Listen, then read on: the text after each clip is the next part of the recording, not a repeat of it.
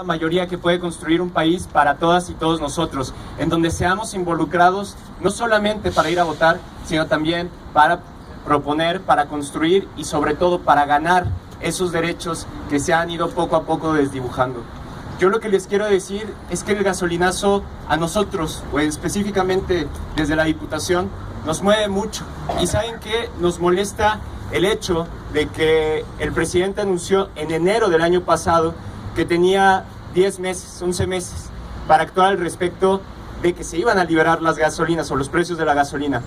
¿Qué pasó? Bueno, que como un estudiante que no hace su tarea o no hace su trabajo durante todo un semestre, trató en un fin de semana hacer un plan de acción al respecto de la urgencia. Y se lo entregaron, por ejemplo, a la Coparmex 2 horas antes para pedirles que lo firmaran. Ese es el nivel de presidente que tenemos. Pero no está solo. Ese es el tipo de clase política que existe, porque mientras existan esos bonos, mientras existan los vales de gasolina, mientras exista también esos grandes despilfarros, pues en realidad el gasolinazo que le pegue a ellos, a nosotros o a estas personas, no les va a pegar. 10 meses tuvimos para repensar el país, 10 meses o a lo mejor 10 años o 30 años si me apuran, pero 10 meses y no pasó absolutamente nada. Por eso tenemos que construir respuestas a corto, a mediano y a largo plazo. Tenemos que pensar que estos cambios no pueden construirse nada más desde el gobierno de la República, no pueden construirse nada más desde la Cámara de Diputados, no pueden construirse nada más desde las calles, sino tiene que ser desde una acción constante. ¿Qué quiero decir con esto? Definitivamente frente al gasolinazo tenemos una postura clara. Tenemos que construir un país con 5 puntos para nosotros clarísimos. En primer lugar, y creo que es muy importante dejarlo claro, llevar a la justicia a aquellas personas que desmantelaron a Pemex, a aquellos sindicatos charros que propiciaron la corrupción. A The Champs lo queremos en la cárcel y queremos en la cárcel a todas aquellas personas que construyeron, o más bien que destruyeron una empresa que era una de las más rentables de todo el mundo. Eso tiene que suceder, debe de haber justicia, deben de haber consecuencias, porque nuestra clase política está acostumbrada a que pueden cometer errores o que pueden cometer delitos y no pasa absolutamente nada. Punto número 2, tenemos que empezar a planear la autonomía energética. Debemos, por un lado, dejar de necesitar exportar tanta gasolina de Estados Unidos, específicamente de Texas. Tenemos sí que pensar en las refinerías, pero no solo eso, tenemos que pensar en el futuro y tenemos que apostarle a las energías verdes. México tiene un gran potencial solar, un gran potencial en otro tipo de energías como la eólica. ¿Qué estamos haciendo al respecto de ello? Muy poco, muy poco. Tenemos que construir un país que se pueda abastecer a sí mismo de sus energías, porque si no construimos eso, vamos a estar constantemente dependiendo de los precios del petróleo y eso, créanme, no es una alternativa para el futuro, quizás para dentro de 2 años, 3 años, pero no para sus hijas, para sus nietos. Ese no es el país que queremos dejar para nosotros.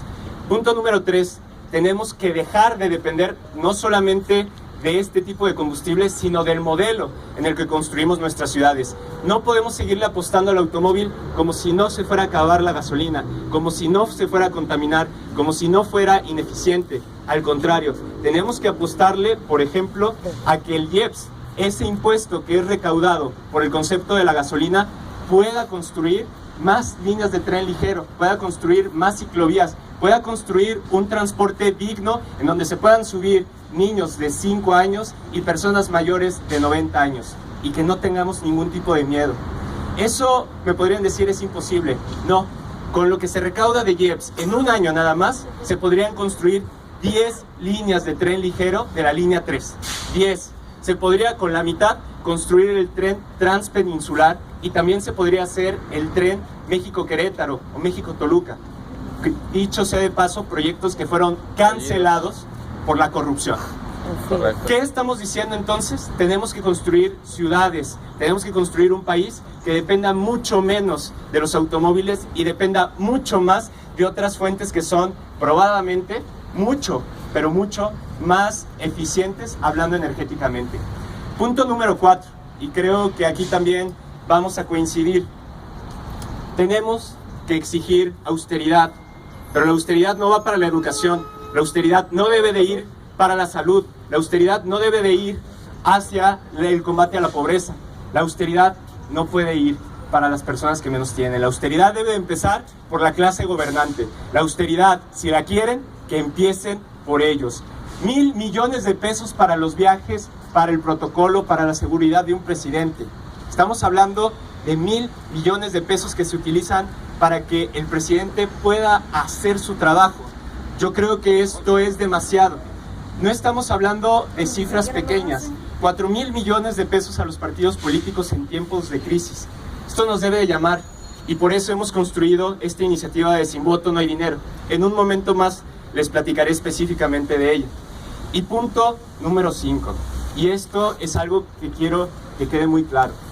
Les llamamos a la esperanza, les llamamos a construir una alternativa de país, les llamamos a que no dejemos de chambear, de sonreír, pero sobre todo de vernos. Lo que acaba de suceder, el escuchar a estas 15 personas que tan generosamente nos dijeron lo que creían y lo que pensaban al respecto del gasolinazo, debe continuar y no debe de cesar, porque no es el gasolinazo, sino es el modelo político que hemos adoptado. No es el gasolinazo, es el modelo económico. No es el gasolinazo, sino es que no hemos entendido que nosotros somos quienes debemos de dirigir a este país.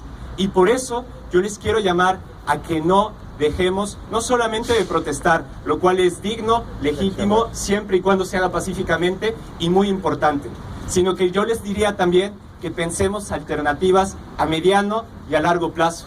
El gasolinazo puede ser un momento histórico para el país porque decidimos descruzarnos de brazos, salir, actuar y sobre todo no permitir que nos vuelvan a ver la cara.